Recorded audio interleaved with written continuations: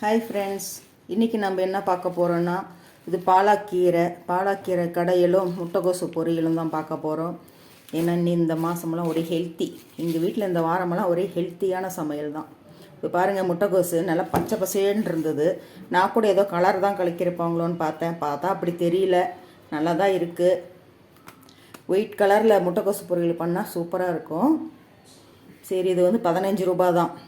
700 gram இருந்தது, 15 ரூபா கொடுத்தாங்க. இது 2 வேளைக்கு வரும் எங்களுக்கு. இதுவும் பாதி எடுத்து வச்சுருவேன். இது பாருங்கள், 2 கீரை, 2 கட்டு 15 ரூபாய்க்கு கொடுத்தாங்க. நான் வேண்டாம், ஒன்று மட்டும் போதும்னாங்க. கடை சாத்திர நேரம் அடித்து வாங்கிட்டு போமான்னாங்க. சரி, அவங்களுக்கு இந்த அளவு கூட வியாபாரம் பண்ணலான்னு எப்படின்னு நான் 2 வாங்கிட்டு வந்துட்டேன். இது ஒன்று வந்து கட் பண்ணி டப்பாவில் போட்டு வச்சா கொஞ்சம் தாங்கும். ஈரம் இல்லாமல் பார்த்துக்கணும். டப்பாவில் போட்டு வச்சா அப்படி நல்லாயிருக்கும். எவ்வளோ பெரிய கட்டு, எங்களுக்கு ஒன்று போதும் 2 பேர்த்துக்கு. அதனால் இப்போ ஒன்று மட்டும்தான். இதுலேயும் பாதி தான் செய்ய போகிறேன், இதுலேயும் பாதி தான் செய்ய போகிறேன். இது எப்படி செய்யலான்னு பார்க்கலாம் வாங்க. 20 ரூபாய்க்கு காய் வாங்கிட்டு வந்தாலே எங்கள் வீட்டில் 2 நாளைக்கு கஷ்டப்படும். எல்லாத்துக்கும் தெரிஞ்ச விஷயந்தான். இருந்தாலும் நான் கீரை கடையிறது முட்டைகோசு பொரியல் எப்படி செய்கிறேன்னு பார்க்கலாம். இப்போ பாருங்கள், ஒரு குக்கர் வச்சுருக்கேன். அதில் ஒரு 50 கிராம் துவரம்பருப்பு நல்லா ஊற வச்சுருவேன் நான். ஊற வச்சு, ஏன்னா இது ரேஷன் பருப்பு. நல்லா ஒரு 5-6 தடவை நல்லா கழுவினா தான் அது ஒரு ஸ்மெல் இருக்க மாட்டேங்குது, நல்லா இருக்குது. அப்போ தான் குழம்பு. நான் காய் கட் பண்ணும்போது எல்லாம் ஊற வச்சதுனால அப்படி இருக்குது. இப்போது ஒரு 10 பல்லு பூண்டு, அப்புறம் சின்ன வெங்காயம் ஒரு 10-15 2 கட் பண்ணியிருக்கேன். அதையும் போட்டுக்கலாம், ஏன்னா ஒட்டுக்கா போட்டு வேக வைக்க போகிறோம். அப்புறம் 2 தக்காளி, அப்புறம் ஒரு 3 பச்சை மிளகா, அப்புறம் கொஞ்சம் விளக்கெண்ணெய். பருப்பு வேகிறதுக்கு இந்த விளக்கெண்ணெய் ஊற்றணும். விளக்கெண்ணெய் ஊற்றினீங்கன்னா தான் கொஞ்சம் கெட்டியாக இருக்கும் குழம்பு. அளவுக்கு மட்டும் தண்ணி, பருப்பு வேகிற அளவுக்கு மட்டும் தண்ணி ஊற்றிக்கலாம். இந்த அளவுக்கு இருக்கட்டும். அப்புறம் நான் முட்டைகோசுக்கு வந்து பாசிப்பருப்பு போடுவேன். இது தனியாக எப்பயே ஊற வச்சாச்சு, இருந்தாலும் வேகிறதுக்கு ஒரு 10 நிமிஷம் ஆகும். நான் என்ன பண்ணுவேன்னா இந்த பருப்பு கூடவே வேக வச்சுருவேன். இப்படி மூடி போட்டு மூடி அப்படியே அதில் வச்சிட்டிங்கன்னா இதுவும் சேர்ந்து வெந்துடும். நான் எப்பயுமே கீரைக்கு பருப்பு போடுறதா இருந்தாலும், இந்த மாதிரி பாசி பருப்பு போடுறதா இருந்தாலும் இப்படி தான் வந்து வேக வச்சு இதெல்லாம் போட்டாச்சு. இப்போது ஒரு 3-4 விசில் வச்சு எடுத்துக்கலாம். நம்ம அம்மாக்கெல்லாம் அப்போல்லாம் அப்படி தான் பண்ணுவாங்க. அரிசி வந்து கொதிச்சுட்டு இருக்கும், மேலே ஒரு குண்டாவில் தண்ணி வச்சுருவோம், அதுவும் கொதிக்கும். அந்த தண்ணி எடுத்து மிச்சப்படுத்துறது, பருப்பு வேக வைக்க வச்சுக்குவாங்க. அந்த மெத்தடு தான். இப்போ வந்து எனக்கு முட்டைக்கோசுக்கும் அந்த பருப்பு அதிலே வந்துடும்.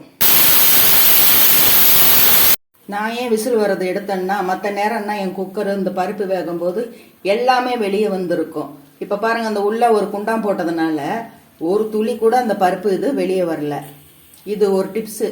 இது வந்து வீடியோ முழுசாக பார்க்குறவங்களுக்கு இந்த டிப்ஸு உபயோகமாக இருக்கும். பார்த்துருந்தா தெரிஞ்சுக்கோங்க.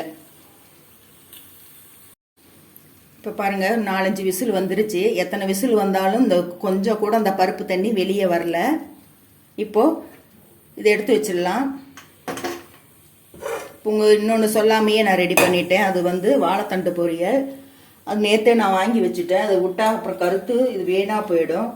நம்ம கஷ்டப்பட்டு வாங்கிட்டு வந்து உடம்புக்கு ரொம்ப ஹெல்த்தியானது, நம்ம வேஸ்ட் பண்ண வேண்டாம். அது சும்மா கொஞ்சமாக எண்ணெய், 1 ஸ்பூனு கடுகு பருப்பு, வரமிளகா 3 வந்து கிள்ளி அந்த உள்ளே இருக்கிற விதையெல்லாம் தட்டிட்டு எடுத்து வச்சுருக்கேன். ஏன்னா நம்ம வாழைத்தண்டை சாப்பிட்றது கிட்னிக்கு கல் எதுவும் இருக்கக்கூடாதுங்கிறதுக்காக தான். அப்புறம் இதெல்லாம் சேர்த்துக்கிட்டு இது கல் வர வைக்கும், வாழைத்தண்டு கல் போக வைக்கும். 2 அப்புறம் சண்டை போட்டுக்கும்.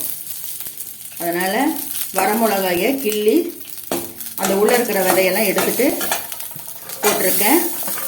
இப்போ சின்ன வெங்காயம் பாருங்கள். வாழைத்தண்டு நல்லா நேற்று வாங்கிட்டு வந்து பாதியை நாங்கள் ஜூஸ் போட்டு குடிச்சிட்டோம். பாதி வந்து அரிசி கழுவுற தண்ணியில் கட் பண்ணி வச்சுருக்கிறேன். நல்லா பாருங்கள், வெள்ளை வெளியேறுன்னு இருக்குது. கொஞ்சம் கூட நாரே இல்லை. ஒவ்வொரு தண்டு இப்படி தான் நாரே இருக்கிறது இல்லை, ஏன்னு தெரியல. வேலை மிச்சமாயிடுச்சு. தூள் உப்பு இதுக்கு தேவையான அளவு இருக்கட்டும். ஒரு 5 நிமிஷம் பாருங்கள், வெந்துருச்சு. இப்போ கொஞ்சம் தேங்காய் துருவல், அப்புறம் கொஞ்சம் கொத்தமல்லி இது போட்டு 2 பெரட்டிட்டு எடுத்துட வேண்டியதுதான். அவ்வளோதான், இது ரெடி ஆகிடுச்சு வாழைத்தண்டு. இதை செய்கிறதுக்கு, இது சாப்பிட்றதுக்கு நாம் மாதக்கணக்கு யாரப்பா செய்கிறதுன்னு நினச்சிட்ருக்கோம். வாங்கிட்டு வந்தால் செஞ்சிடலாம். அவ்வளோதான், இது ரெடி ஆகிடுச்சு. இப்போ இதை எடுத்து அந்த அடுப்பில் வச்சுட்டு இந்த பருப்பில் போட்டோம் இல்லைங்களா, அதெல்லாம் வெந்துருச்சான்னு நான் பாருங்கள் லைவாக காட்டுறேன்.